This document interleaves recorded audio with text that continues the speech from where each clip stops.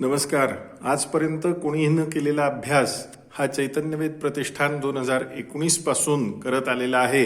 2019च्या विधानसभा महाराष्ट्र निवडणुकांमध्ये चैतन्यवेद प्रतिष्ठानने दिलेल्या जागांचा अंदाज हा 95% बरोबर आला आणि आजही आपण युट्यूबवर ते बघू शकता. नाशिक महानगरपालिका सार्वत्रिक निवडणुका 2025-26 साठी असाच एक प्रयत्न चैतन्यवेद प्रतिष्ठान करत आहे. यासाठी काही डिस्क्लेमर आहेत. चैतन्यवेद प्रतिष्ठान कोणत्याही राजकीय पक्षाशी संबंधित नाही. आम्ही सर्व राजकीय पक्षांचा व विशेषतः लोकशाहीचा आदर करतो. हा फक्त आणि फक्त ज्योतिष अभ्यासाचा एक प्रयत्न आहे.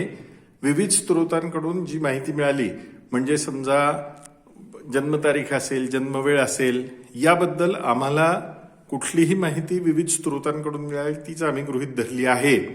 त्यामुळे समजा ती माहिती सत्य नसेल तर 10% विश्लेषण चुकू शकतं हे आम्ही गृहीत धरलंय. आणि ज्यांना ज्योतिषशास्त्राबद्दल पूर्वग्रह दूषित आहे, म्हणजे ज्योतिष हे गंमत वाटते, त्यांनी याकडे मनोरंजन म्हणून बघावे. आमची त्यासाठी कुठलीही हरकत नाही. हा प्रत्येक प्रभागाचा अचूक ज्योतिषशास्त्रीय अभ्यास आहे.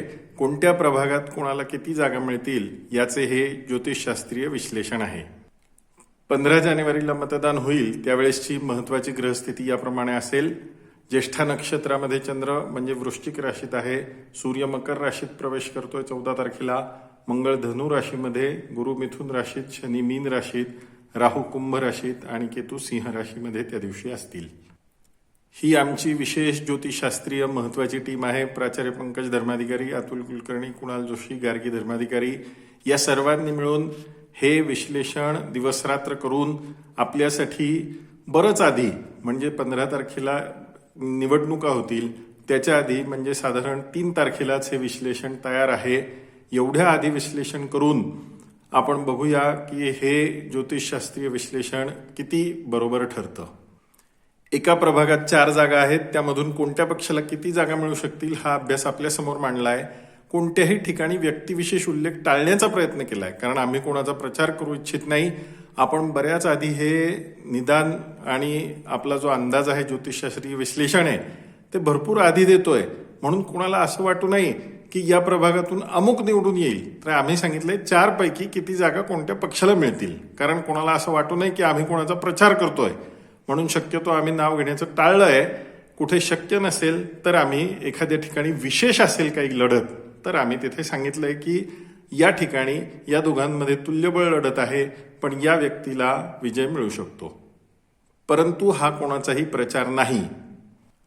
काही ठिकाणी अटीतटीचे सामने होतील तेथे, किंवा विश्लेषणासाठी पूर्ण माहिती, म्हणजे कोणाचा जन्मतारीख चुकीची वाटली, पूर्ण माहिती उपलब्ध झाली नाही, तर आम्ही 1 ते 2 जागा मिळतील, 2 ते 3 जागा मिळतील असा अंदाज व्यक्त केला, किंवा 0 ते 1 जागा मिळेल या पद्धतीने आम्ही सांगितलेलं आहे.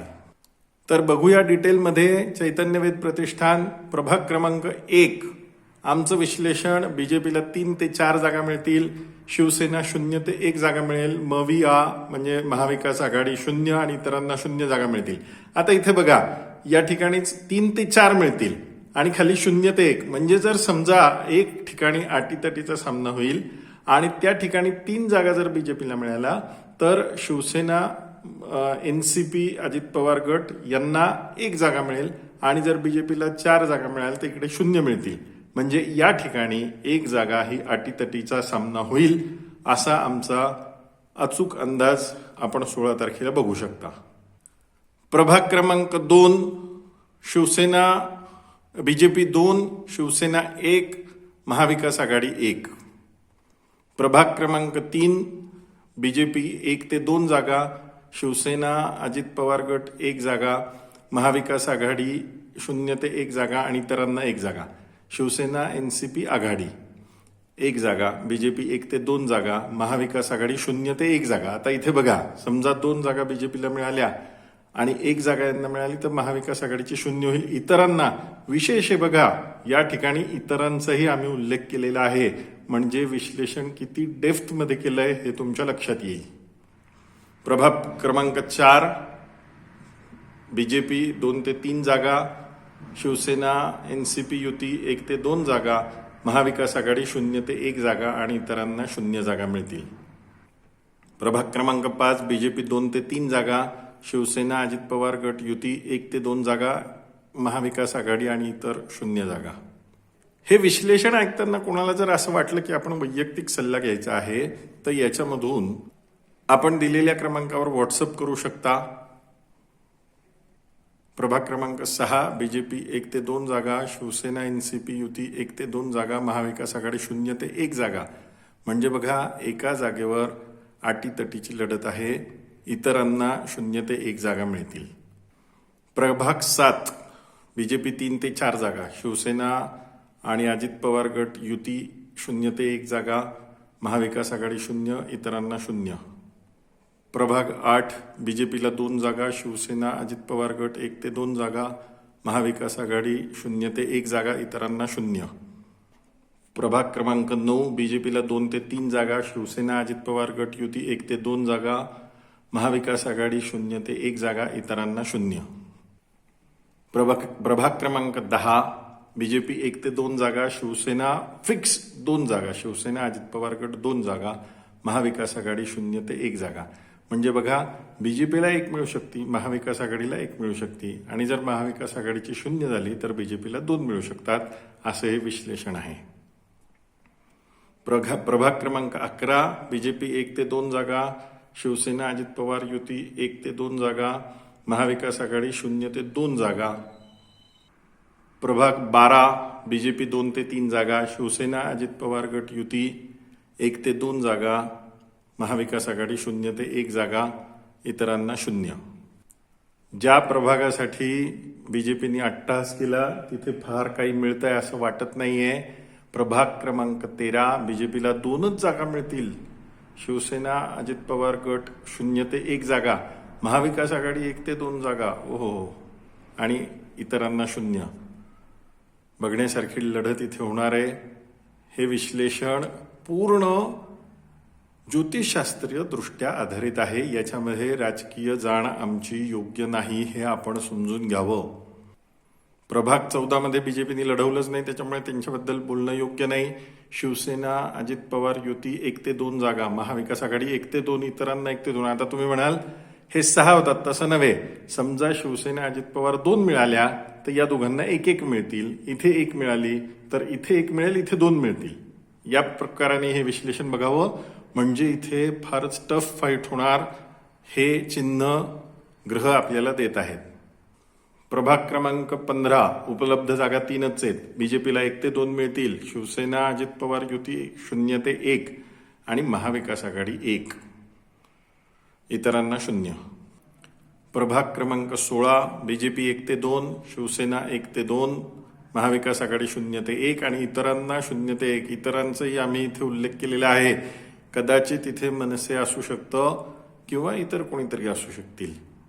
तर यांना 0 ते 1 जागा. जर आपल्याला वाटत असेल की आम्हाला संपर्क साधावा तर फक्त व्हॉट्सअप करा 8888023544. हा केवळ एक ज्योतिषशास्त्रीय अभ्यास आहे, त्या दृष्टिकोनातून याकडे बघावं. प्रभाग 17 बीजेपी 2 ते 3, शिवसेना अजित पवार युती 0 ते 1, महाविकास आघाडी 0 ते 1, इतरांना 0.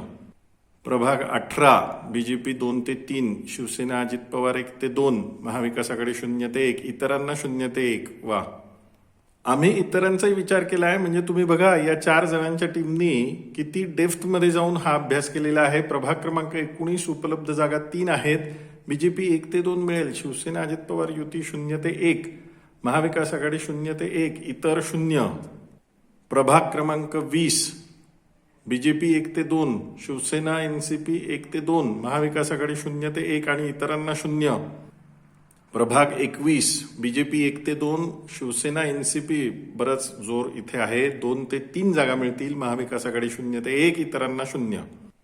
प्रभाग 22 बीजेपी 1 ते 2, शिवसेना एनसीपी अजित पवार 1 ते 2, महाविकास आघाडी 0 ते 1, इतरांना 0 ते 1. इतरांचाही आम्ही विचार केला आहे. शेवटी सगळ्यात व्हिडिओचा शेवट चुकवू नका. महापौर कोणत्या पक्षाचा होणार? प्रभाग 23 बीजेपी 2 ते 3, शिवसेना अजित पवार 1 ते 2, महाविकास आघाडी 0 ते 1 आणि इतरांना 0.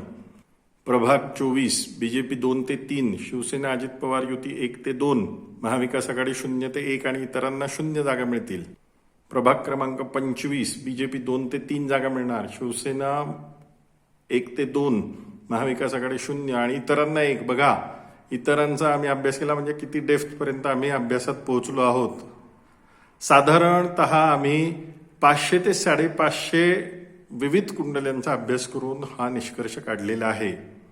प्रभाग क्रमांक 26 बीजेपी 1 ते 2, शिवसेना अजित पवार युती 2 ते 3, महाविकास आघाडी 0 ते 1 आणि इतर 0. आम्ही कोणत्याही पक्षाशी बांधील नाही. तुम्ही बघा, वेगवेगळ्या ठिकाणी वेगवेगळ्या पक्षांना जास्त जागा दाखवलेल्या आहेत. याचाच अर्थ असा होतो की आम्ही केवळ आणि केवळ ज्योतिषशास्त्र विचार केलेला आहे. प्रभाग 27 बीजेपी 1 ते 2, शिवसेना अजित पवार युती 1 ते 2, महाविकास आघाडी 0 ते 1 आणि इतरांना 0. प्रभाग 28 बीजेपी 0 ते 1, शिवसेना अजित पवार युती 3 ते 4, महाविकास आघाडी 0, इतरांना 0. प्रभाग 29 बीजेपीला 1 ते 2 मिळतील, शिवसेना एनसीपी युती 1 ते 2 मिळतील, महाविकास आघाडी 0 ते 1 आणि इतरांना 0. प्रभाग क्रमांक 30 बीजेपी 2 ते 3, शिवसेना एनसीपी युती 1 ते 2, महाविकास आघाडी 0, इतर 1 जो आहे एनसीपीचा कॅन्डिडेट आहे, तर तो जोरदार वाटतो आणि तिथे त्याच्यामुळे आम्ही लिहिलं इतरांना 1 मिळू शकते. ती जागा इतरांमध्ये एनसीपी म्हणजे इथे शिवसेना अजित पवार युतीत नसून इथे मैत्रीपूर्ण लढत त्यांच्या शब्दामध्ये आहे, पण आम्ही त्यांना वेटेज दिलेलं आहे. आणि सगळ्यात शेवटचा प्रभाग क्रमांक 31 बीजेपी 2 ते 3, शिवसेना अजित पवार युती 1 ते 2, महाविकास आघाडी 0 ते 1 आणि इतरांना 0.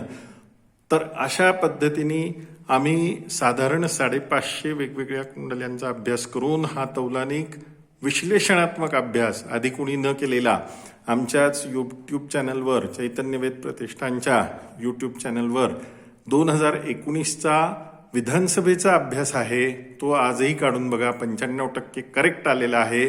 त्याच तारखेचा व्हिडिओ आहे, नंतर त्याच्यात काहीही बदल केलेला नव्हता. आजही हा व्हिडिओ साधारण आम्ही 10 ते 12 दिवस आधी अपलोड करीत आहोत. आपण हे बघावं. आता सगळ्यात शेवटी टोटल किती असेल. ओव्हरऑल समरी तुमच्या समोर आहे. चैतन्यवेद प्रतिष्ठानच्या एक्सपर्ट ज्योतिष टीमनी केलेली. बीजेपीला 58 ते 69 म्हणजे महापौर होण्यासाठी थोड्या जागा कमी पडतील. जर आपण 58 धरल्या तर त्यांना टेकू लागणार आहे. शिवसेना अजित पवार युती 33 ते 42, ओहो, महाविकास आघाडी 17 ते 19, इतरांना 4 जागा मिळतील. आणि आमची समरी ही आहे. सखोल ज्योतिषीय अभ्यासांती भाजपचा स्वबळावर महापौर होणे अवघड वाटते आहे. जोडतोडीचे राजकारण या ठिकाणी अपरिहार्य होणार आहे.